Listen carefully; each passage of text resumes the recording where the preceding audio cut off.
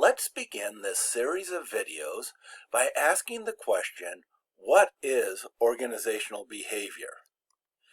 Now, as you can probably guess, organizational behavior has something to do with how people behave in organizations. And what we can do is say it's not just how they behave, we're going to be looking at all the psychological processes that occur in individuals. So organizational behavior is the study of what individuals do, think, and feel. So what they do is behavior. What they're thinking, that includes their beliefs, their thoughts, their attitudes, and then how they feel in organizations also. So this is also known as affect, or sometimes we talk about feelings. And we also include attitudes in here, just like we did with thinking, because attitudes have both a thinking aspect and a feeling aspect, and they're also very related to one's behavior also. So what we're going to do in organizational behavior is we're going to study what individuals do, think, and feel in organizations. So here's a little bit more complete definition of organizational behavior, or OB as it's commonly known. We can say that OB is the study of how the thoughts, feelings, and actions of an individual are influenced by the thoughts, feelings, and behavior of other individuals in the organization, by groups, and by the organization itself. So we're going to be looking at a person's thoughts, feelings, and behaviors. What are they? How are those going on? And how are those influenced by other people, the organization, groups and teams, all these other things? How does that influence an individual? So here's a little illustration where right in the center we've got the thoughts, feelings, and behaviors of an individual. So we're going to study those in organizational behavior, but we also want to know how other individuals, their thoughts, feelings, and behaviors influence the feelings, thoughts, and behaviors of of the individual we're studying. Now notice we've got little arrows that have arrowheads going in both directions. That means person A is going to influence person B, and person B is going to influence person A, which will influence person B again. So these are all very, the influence goes both directions. So we're going to look at how other individuals influence. We're going to look at how the organization as a whole influences us as individuals, and how we as individuals influence the organization. But we're also going to be looking at groups and teams to see how they influence us and how we can influence them also. So that's what organizational behavior is. Now there are some special emphases in organizational behavior that make it that are the subject of the focus of a lot of what we do. And one of these emphases is that we're going to be looking at what we call psychological constructs. The psychology of our thoughts and feelings and our behavior. That's the stuff that's happening in our head, but we want to be able to measure them at any given point in time, and we call these psychological constructs. So in organizational behavior, we're going to be looking at a lot of these different psychological constructs, these different concepts that we can measure.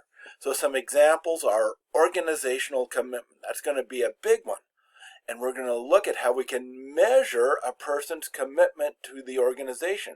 We're going to define it carefully. We're going to look at different dimensions of it. And we're going to talk about, well, how do you actually measure that so that we can see how that influences other things and is influenced by other things. Another example is turnover intentions. Now you guys have probably all heard of turnover. That's when somebody quits an organization. But we can't measure turnover in an individual, because if they're an employee in an organization, that turnover will happen in the future. We want something that will happen right now. So you'll see we're going to measure turnover intentions. We ask people things like, do you have intentions to leave the organization? How likely are you to leave the organization? So we can measure their intentions to leave the organization, the strength of their intention, which is different than the actual leaving the organization. So the turnover intention is a psychological construct. Organizational justice is another psychological construct, and we're going to see that we're going to measure perceptions that an individual has of how just an organization is. We're not going to be measuring how just an organization is. We're going to be measuring how much individuals perceive an organization is just, because we're focusing on individuals and the psychological processes that are going on. So their perception of how just an organization is will fit into organizational behavior. Some other emphases in organizational behavior include teams. We talked about how groups influence the individual, but a special aspect of a special form of groups are teams, which are becoming more and more important in organizational contexts.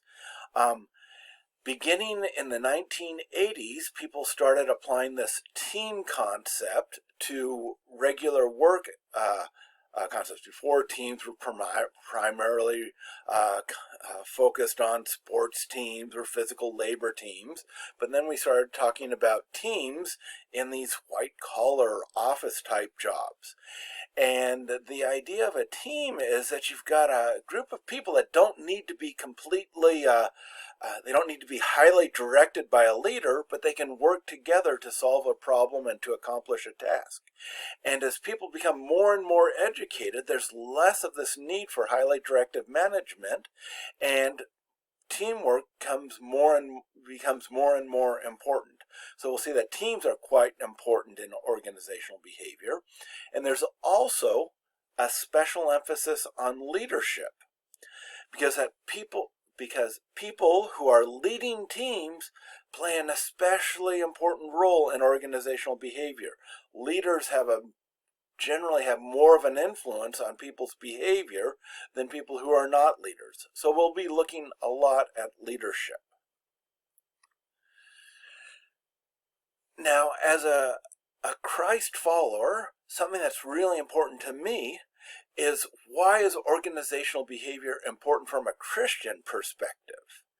And so at APU, we're Azusa Pacific University, we're a Christian university, so we want to look at things from a Christian perspective. Now, what do I mean by Christian?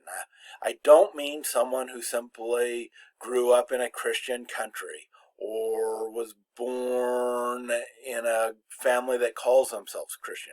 I'm using Christian in the sense that Jesus, or described someone who followed him. Christian in the biblical sense is someone whose life has been transformed by Jesus Christ. They've personally experienced Jesus Christ, the forgiveness of sin that he offers, and the lifting of shame that he delivers us from. So someone whose life has been transformed by Jesus Christ is a Christian, and as a Christian, what we ought to aim to reflect Christ's love in everything that we do, in our thoughts and our feelings. And so this is important from an organizational behavior perspective, because we want Christ to direct every aspect of our being, our thoughts, feelings, and behaviors, which are exactly what we're studying in organizational behavior. So we can look at, and study our own behavior and say, how does that reflect Christ's love? And we can look at the influence that our behavior has on other people and say, am I reflecting Christ's love? So organizational behavior, from my perspective, is one of the most important subjects for a Christian, because we are called to love others as Jesus has loved others. And this course is going to describe how our behavior influences others in either a positive or negative way.